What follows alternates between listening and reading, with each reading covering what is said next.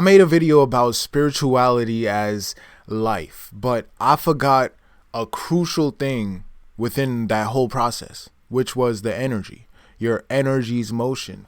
And the number one, the number one greatest energy that you got inside of you is your sexual energy. Most definitely forgot to mention it because subconsciously it was something that I was going through, and I didn't want to get on here being a hypocrite saying, oh, y'all shouldn't do this, and I'm going through that shit, and it's like, you feel me? I gotta practice what I preach, right? The sex is amazing, but afterwards, I feel tired.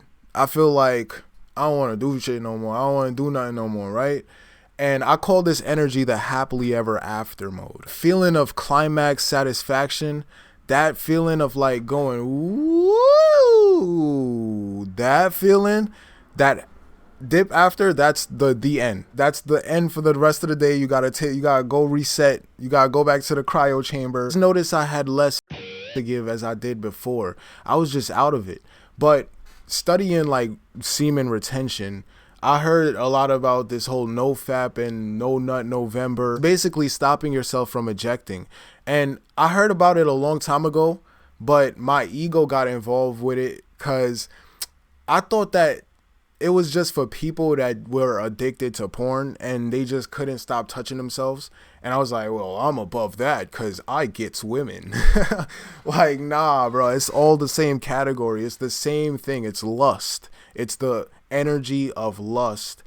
I was just playing at a more advanced game because everything is energy. And in my low vibrational state, I thought that my piss and my semen was one and the same. Like, it's just bodily fluid discharge. Like, I just didn't think it was anything special to hold on to. I keep ejecting can create life, like, and I'm just depleting my own life by having momentary pleasures with it. Like, sexual energy is the greatest energy that you can hold, because think about it, that is the actual magic that we have, right? We have the ability to shadow clone jutsu ourselves and make a duplicate, make a copy, right? Reproduce. I'm not gonna be one of those people that's like, I'm on day 9 million of not touching my wiener. Like, I'm not gonna be like that. I'm not gonna make my whole personality about not touching myself. I'm just gonna try this month out of new sexual desires. Remember that we are spiritual beings having a human experience. We just get caught up with the process of life and we become off the world over time. We are the bliss and the light and the creation and everything that's exciting.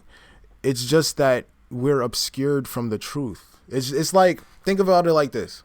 It's like a sun that's blocked out by clouds, and then we become the flashlight looking for itself, where we're trying to find the bliss or the light in the world, and everything in this world is fading and temporary. Pleasing your senses is always a fleeting moment. It's always a fleeting experience because your senses get used to those experiences over time, and that leaves you thirsty for more, and you're just gonna increase your dosage or whatever it is that you're doing. It doesn't even have to be drugs. It's necessarily like just an activity with the brain that you're trying to recapture an experience. You're trying to hold on to that, what bliss that experience gave you. Anything. You could apply that to anything because all is mind. I made a video talking about escaping the cycles of habit, and the number one thing is putting your conscious attention to what it is that you're addicted to. What I learned on this spiritual journey is that what discomforts you makes you grow,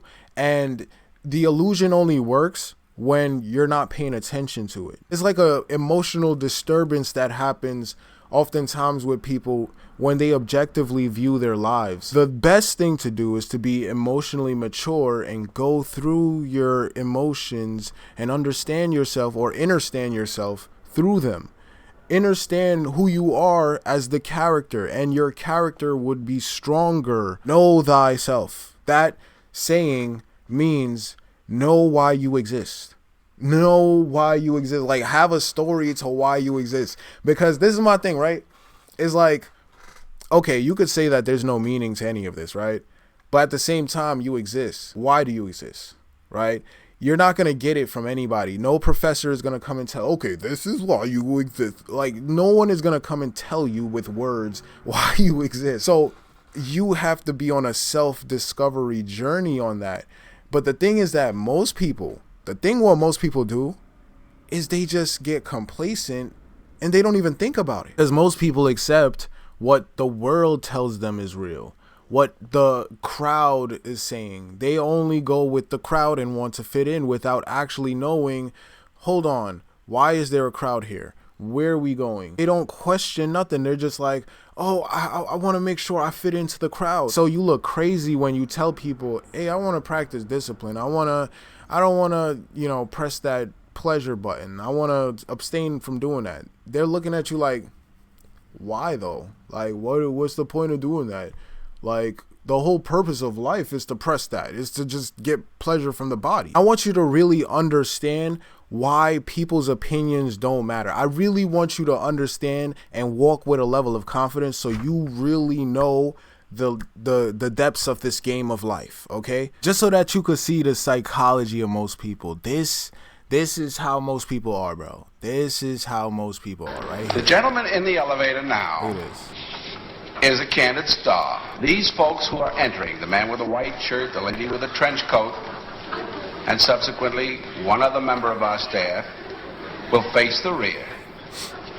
And you'll see how this man in the trench coat... He's confused, right? He's confused. He's like, what's going on here? Why everybody doing this? Trying to look inconspicuous. But then he's like, wait, they must be doing it for a reason. They got to be doing it for a reason, right? I'm out of place for not doing it. His individuality. I got to do it. But little by little. All right, I'll just do it. There's nothing wrong with doing it. But you don't even know why you're doing it. Like, that's the main thing. You don't even know why you're doing it. You just see everyone else doing it. A little bit more. You don't know why you're doing it. Now, in a moment, on Charlie's signal, everybody turns forward. There it is. Notice. Oh, look at his face. Look at his, like, he's looking for, rewind that. Look at his face, bro. Look at his face. He's looking for, like, yo, how do I be a human? He's looking for clues on how to be in this moment. He's out of the loop, and he's just trying to be filled in on the loop and not even knowing what the loop is all about. He's just jumping in the loop. Like, it's like you like jumping in the Kool-Aid without even knowing the mix. Most people value comfort. They value that comfort in numbers. They don't care what's going on as long as everyone is going along with it. They take off their hats. Look at that. He doesn't know why. He just want to make sure that he's along with the group. Now you see why I say I don't care what you think as long as you're thinking, because that's the brain going to work. If you're not working your own brain, you're going to give other people to work it for you. My channel, I challenge myself, and honestly, most of these videos I'm making for like my future kin, so they could look back at me in my young age and how I was still spitting this knowledge. On your journey of self-discovery, people are going to make fun of you. People are going to mock you. People are going to... That's the script. That's supposed to happen, okay? Like, you think this is just supposed to be a walk in the park? Like, nah, man. It's supposed to come with all the heat. The road less traveled is the way to go, because seeing that video, how people are just easy to conform with what they don't even know what's going on with. Like, bro, it just takes one idea, and then everyone could just fall in line like a school of fish. Just one idea, and then this person follows that person. They don't question what's going on. So then another person follows that person. They don't question what's going on. They just following the person before them. And nobody's just standing up and saying, wait, hold on. Why are we doing this? Like, why are we doing this? What? Anybody ask that question? Like, nobody is doing that. And, you know, I've noticed this too, because ever since I was in school, I was always that person that's like, I would ask the question because I'd rather know than not know. You know what I mean? Even if I look stupid, I would ask the most dumbest questions too and get people laughing at me. I don't care. These people, they're not going to know me after I graduate. I don't care. Like, what does it matter, man? I'm trying to pass the test so I get the hell up out of here. That's all that's on my mind, right? But other people, what's on their mind is their ego, right? They just want to defend their feelings, their emotions. They don't want to be embarrassed. Man, that just makes you weak, man. That makes you weak. Your identity is malleable. What you care about now, you're not going to care about 10 years from now. The thing that would matter 10 years from now is what you did with that 10 years. I don't care what you think as long as you're thinking. Peace.